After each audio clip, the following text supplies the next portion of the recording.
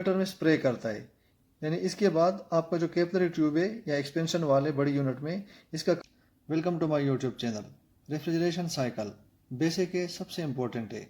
अगर आप AC refrigeration का काम करते तो सबसे पहले इसको आपने बार बार समझना है कि रेफ्रिजरेशन साइकिल क्या होता है और कैसे ये फंक्शन करता है, कैसे साइकिल कंप्लीट होता है। कंप्लीट एक्सप्लेन करेगा इस वीडियो में। वीडियो पसंद आए चैनल को सब्सक्राइब करें ताकि मेरी हर नई वीडियो आपके पास पहुंचती रहे। कैसे समझना इसको मैं कंप्लीट एक्सप्लेन करूंगा। रेफ्रिजरेशन साइकिल आपका फ्रिज है, एसी है, चिलर है, कोई भी वेपर कंप्रेशन सिस्टम है, उसका रेफ्रिजरेशन साइकिल एक ही होता है।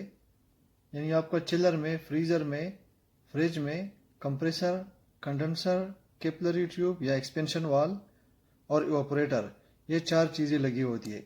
अगर कोई आपको क्वेश्चन करे कि व्हाट इज रेफ्रिजरेशन साइकिल, तो आपने आंसर करना है number 1 compressor, number 2 condenser, number 3 capillary tube, number 4 evaporator.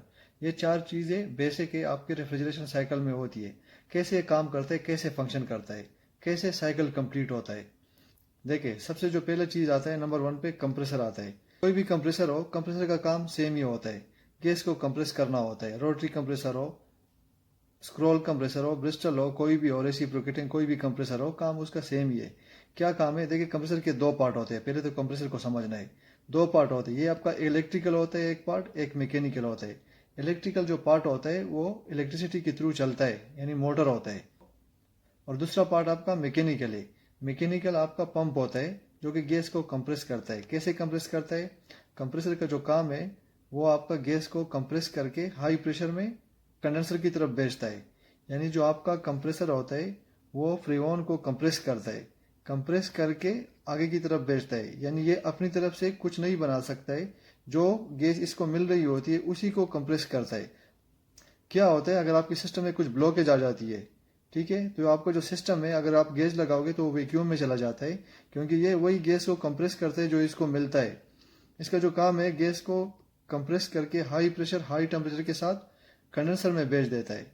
Compressor का यही काम है। कंप्रेसर का काम खत्म हो गया, हाई प्रेशर हाई टेम्परेचर के साथ रिलीज करके कंडेंसर में भेज दिया। अभी जो कंडेंसर का काम है, जिस तरह फ्रिज के ऊपर कंडेंसर लगा होता है वो नॉर्मल एयर के साथ ठंडा हो जाता है, और जो एसी का कंडेंसर होता है उसके लिए फैन लगा होता है। यानी कंडेंसर किस पर्पस के लिए लगाया जाता है? जो आपने हाई प्रेशर हाई टेम्परेचर के साथ गैस भेज दिया, इसको ठंडा करना है। जब इसकी हीट निकाल दी जाती है, यानी जो फ्रेऑन हाई टेम्परेचर हाई प्रेशर के साथ कंडेंसर में आ गया, जब इसकी हीट निकलती है तो ये लिक्विड फॉर्म में तब्दील हो जाता है। यानी जो फ्रेऑन है, कोई भी गैस है, फ्रेऑन है, ये इसकी खासियत है। तो कंडेंसर में ये जब इसकी हीट निकाल दी जाती है तो ये अपना कंडीशन चेंज करके लिक्विड फॉर्म में तब्दील हो जाती है। यानी कंडेंसर का यही काम है। इसमें जो आपकी फ्रेऑन है जो हाई टेम्परेचर हाई प्रेशर के साथ आ गया, इसकी हीट निकाल दी जाती है। कोई भी कंडेंसर होता है उसका काम यही होता है कि इसमें गैस की हीट निकाल दी जाती है। जब हीट निकाल दी जाती है तो आगे जो हमारा high pressure high temperature gas है, इसकी जो फॉर्म है, कंडीशन है, वो तब्दील हो जाती है लिक्विड फॉर्म में। High pressure liquid, high pressure liquid होता है। ये फिल्टर है, ठीक है, ड्रायर है, ये सेफ्टी में आता है। ये आपका साइकिल में नहीं आता, ये सेफ्टी में आता है। और उसके बाद हाई प्रेशर लिक्विड को हम लोग कंट्रोल करने के लिए कैपिलरी ट्यूब का इस्तेमाल करते हैं। छोटी यूनिट में, फ्रिज में, अंडर काउंटर चिलर, फ्रीजर वगैरह में। यानी जो हमारे छोटी यूनिट होते हैं, fridge, under counter chiller, freezer वगैरह, इसमें कैपिलरी ट्यूब को यूज किया जाता है। जब हम 3-4 टन के ऊपर चले जाते हैं तो इसमें हमारा सिस्टम बड़ा हो जाता है, तो उसमें हम एक्सपेंशन वाल को यूज करते हैं लिक्विड को कंट्रोल करने के लिए। यानी जो आपका कैपिलरी ट्यूब का पर्पस होता है एक्सपेंशन वाल का, वो आपका हाई प्रेशर लिक्विड को कंट्रोल करता है। कंट्रोल करने के बाद अपने हिसाब से इवापोरेटर में स्प्रे करता है। यानी इसके बाद आपका जो कैपिलरी ट्यूब है या एक्सपेंशन वाल है बड़ी यूनिट में, इसका काम खत्म हो जाता है। वो इसको कंट्रोल करते हैं, कंट्रोल करने के लिए लगाया जाता है और अपने हिसाब से इवापोरेटर में स्प्रे करता है। इवापोरेटर में आ गए हम लोग। और उसके बाद जो आपकी गैस की कंडीशन होती है, लिक्विड फॉर्म की जो कंडीशन होती है, वो आपका लो हो जाता है, यानी लो प्रेशर लिक्विड वेपर। तो ये साइड आपका हाई साइड का हो गया और कैपिलरी के बाद आपका दोबारा लो हो गया प्रेशर। तो यहाँ तक क्लियर हो गया। जो हमारा कैपिलरी ट्यूब है या एक्सपेंशन वाल है वो लिक्विड को भेज देता है इवापोरेटर में। इवापोरेटर में कैसे इसकी कंडीशन चेंज होती है? दोबारा वेपर फॉर्म में। देखिए, अगर आपके घर में फ्रिज है, आप उसमें जब पानी रखते हैं तो पानी ठंडा होता है। जब पानी ठंडा होता है तो जो गैस की कंडीशन होती है लिक्विड फॉर्म की, लिक्विड वेपर की, वो दोबारा वेपर फॉर्म में चेंज होना शुरू हो जाता है कंप्रेसर में जाने के लिए। फॉर एग्जांपल दूसरा एग्जांपल देंगे, आपके रूम के अंदर एसी लगा है, इंडोर यूनिट है। कैसे वो कूलिंग करता है, वो जो रूम का एयर है वो अपने ऊपर गुजारता है कॉइल के ऊपर।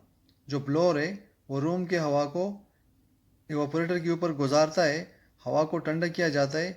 जो आपका लिक्विड फॉर्म है यानी लिक्विड वेपर है इवापोरेटर के अंदर, वो दोबारा चेंज होना शुरू हो जाता है वेपर फॉर्म में, लो प्रेशर वेपर में। लो प्रेशर वेपर दोबारा एन होता है कंप्रेसर में।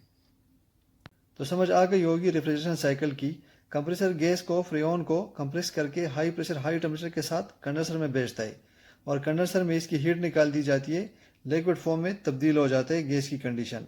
लिक्विड को कंट्रोल करने के लिए कैपिलरी ट्यूब लगा दिया जाता है या एक्सपेंशन वाल।